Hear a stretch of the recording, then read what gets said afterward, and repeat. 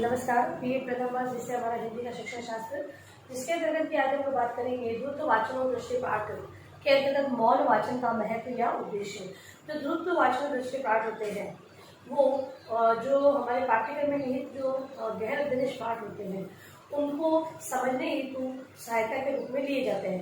अब इनके जो हम जैसे कि एक पुस्तक हम लोग पढ़ रहे हैं तो उसका हम गहन अध्ययन करते हैं। द्रुत पाठ में हम तीव्र गति से अधिक सामग्री को ग्रहण करने का प्रयास करते हैं। अब इनके अंतर्गत भी मौन रहते हैं। एक तो हम पढ़कर फटाफट पढ़कर बोलकर पढ़ते हैं और एक है हम लोग मौन वाचन, यानी कि यहाँ पर नेत्रों की जो गति होती है उसके माध्यम से हमें शिक्षण करना होता है। तो द्रुत वाचन और दृष्टिपाठ में मौन वाचन है वो किस प्रकार महत्व रखता है या क्या उद्देश्य होता है उसका, उसकी चर्चा हम लोग इस वीडियो के अंतर्गत करेंगे। आइए बात करते हैं महत्व और उद्देश्य की। तो मौन वाचन में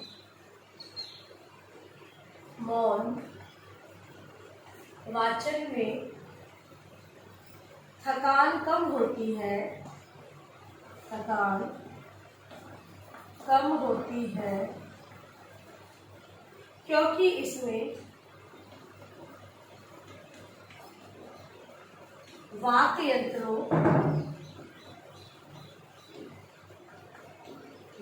यंत्रों पर दबाव नहीं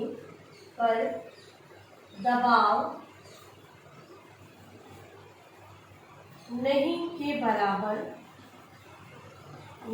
बराबर पड़ता है। देखिए, पहला उद्देश्य इस मौन वाचन का द्रुत वाचन दृष्टि के हिसाब से ये होता है क्योंकि इसमें हम लोग जानते हैं कि मौन वाचन से थकान कम होती है, क्योंकि जो वाक्य यंत्र है यानी कि हमारे जो कंठ है, तालव्य में जो ध्वनियां है जो हम अपने मुख से उच्चारित करते हैं यहाँ पर से इफेक्ट नहीं पड़ता है। इसलिए ये वाक्य यंत्र है इनकी जो ये है कि जो ये करें कम थकान होने के साथ साथ हम अधिक से अधिक सामग्री को ग्रहण करते हैं। इस हेतु भी क्योंकि हम लोग द्रुत वाचन दृष्टि पाठों के माध्यम से भी हमारी जो पाठ्यक्रम में निहित जो पाठ्य वस्तु होती है उसको सरल बनाते हैं। तो अगर हम ज़्यादा से ज़्यादा सामग्री को ग्रहण करेंगे तो हमें विषय वस्तु अधिक से अधिक समझ में आएगी। इस हेतु वाचन के दृष्टि से द्रुत वाचन है उसके अंतर्गत मौन वाचन बहुत ही महत्व रखता है। अगला है मौन वाचन में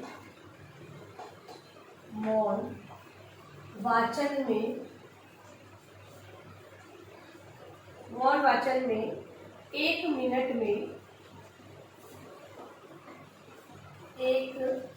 में ससल वाचन की तुलना में 15% अधिक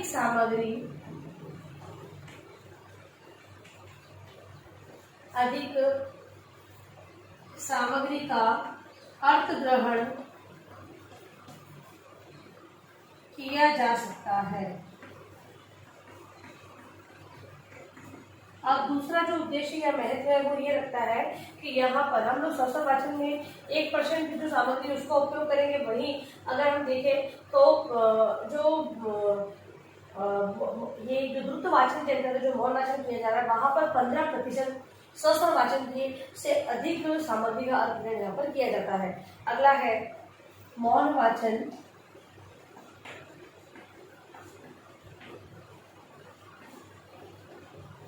में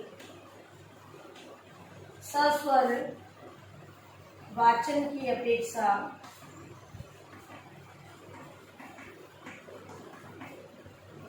कम समय लगता है। अगला उद्देश्य ये है कि मौन जो सस्वर वाचन उसमें अधिक समय लगता है जबकि मौन वाचन में कम समय लगता है। फिर है मौन वाचन का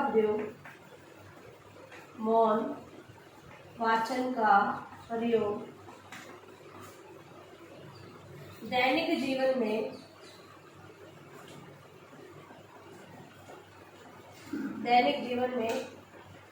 अधिक होता है क्योंकि पठित सामग्री के अर्थ ग्रहण का यह सरल तरीका है। अगला उद्देश्य है मौन वाचन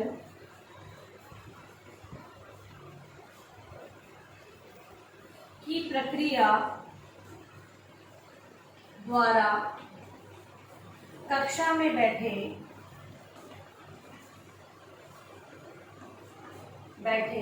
हुए सभी छात्र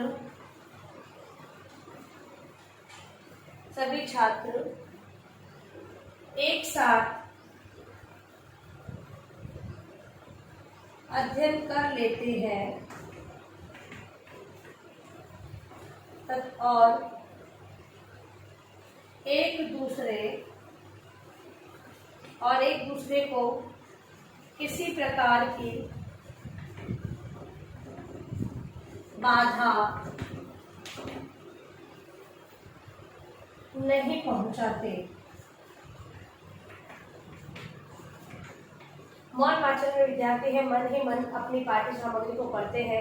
इसी कारण कक्षा में सभी छात्र एक साथ मौन वाचन करते हैं और एक विद्यार्थी दूसरे विद्यार्थी को यहाँ पर क्षति या बाधा नहीं पहुंचाते हैं। अगला उद्देश्य है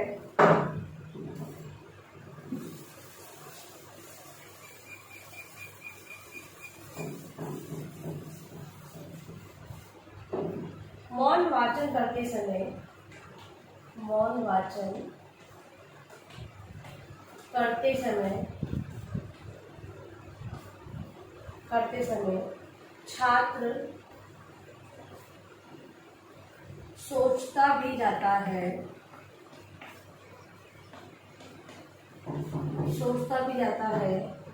क्योंकि उसका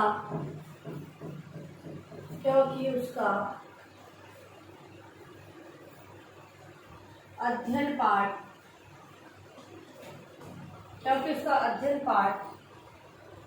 पर ही उसका ध्यान पाठ पर ही केंद्रित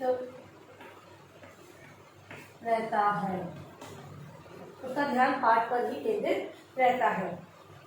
वह पठित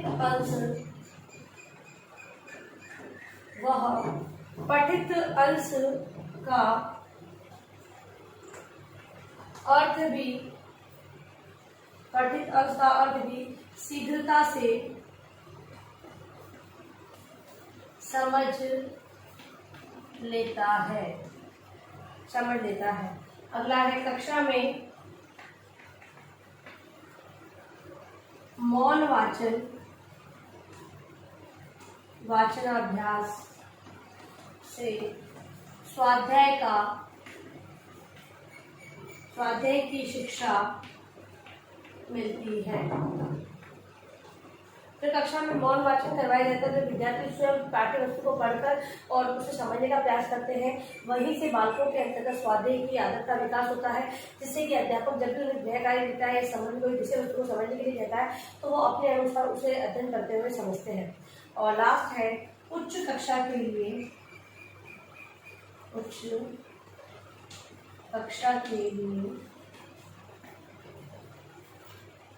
अध्ययन के लिए नींव पड़ जाती है। कहने का तात्पर्य ये है कि छोटी कक्षाओं से जब बालक मौन वाचन करना प्रारंभ कर देते हैं तो बड़ी कक्षा में जाकर वो विषय वस्तु को समझने के लिए मौन वाचन का प्रयोग वहाँ पर करते हैं। इनकी बालकों की जो नींव है वो मौन वाचन की प्रारंभिक कक्षाओं से ही पड़ जाती है, क्योंकि प्राथमिक तथा उच्च प्राथमिक कक्षाओं के छात्रों में भाषाई निपुणता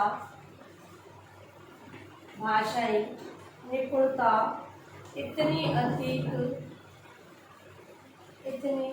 अधिक विकसित नहीं होती जितनी माध्यमिक तथा उच्च माध्यमिक कक्षाओं की होती है।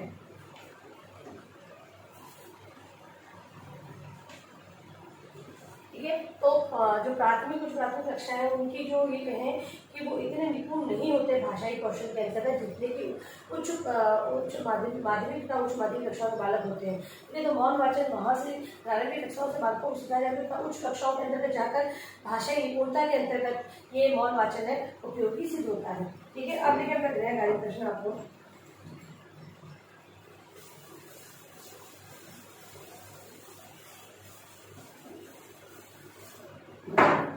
गृह कार्य द्रुत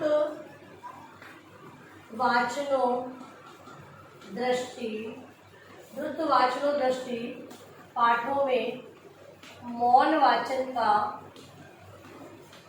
महत्व या उद्देश्यों का वर्णन करें। ठीक है। जो उद्देश्य हम लोगों ने अभी पढ़े हैं उसी को अपने गृह कार्य के प्रश्न के रूप में आप उत्तर में लिखकर लाएंगे और अंत में इस महामारी के दौर में कम से कम यहाँ आवश्यक कार्य होने में घर से बाहर निकले। बाहर निकलते 3 बातों को इसे ध्यान रखें, मास्क लगाए, सोशल डिस्टेंस बनाए और हाथों को बार-बार सैनिटाइज करते रहे। Social distance